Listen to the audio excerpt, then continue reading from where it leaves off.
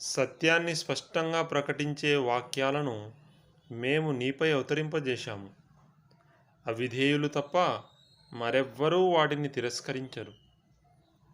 వారు ఏదైనా వాగ్దానం చేసినప్పుడల్లా వారిలోని ఏదో ఒక వర్గం దానిని త్రోసిపుచ్చటం ఎల్లప్పుడూ జరుగుతూ రాలేదా?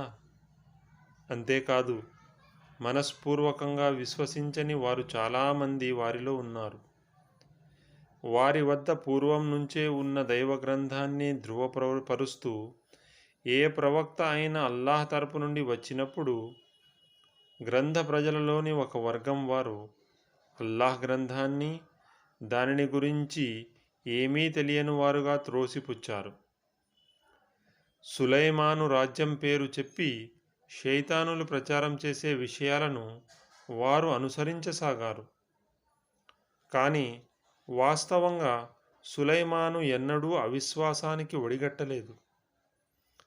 అసలు అవిశ్వాసానికి పాల్పడింది ప్రజలకు చేతబడిని బోధించే షైతానులే.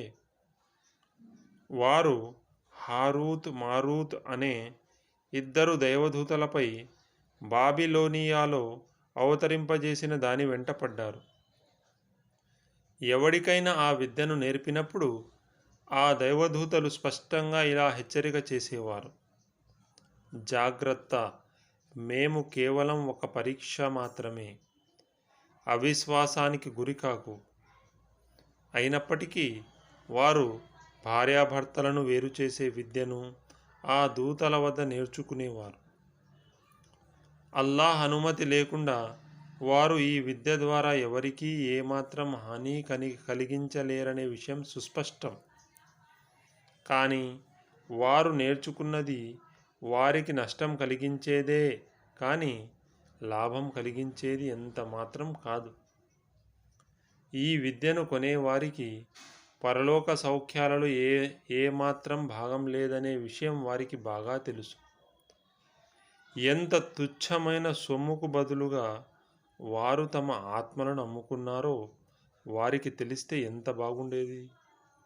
వారు విశ్వసించి భయభక్తుల మార్గం అవలంబించి ఉన్నట్లయితే దానికి అల్లాహ్ వద్ద వారికి లభించి ఉండే ప్రతిఫలం ఎంతో శ్రేష్టమైనది. దీనిని వారు గ్రహిస్తే ఎంత బాగుండేది.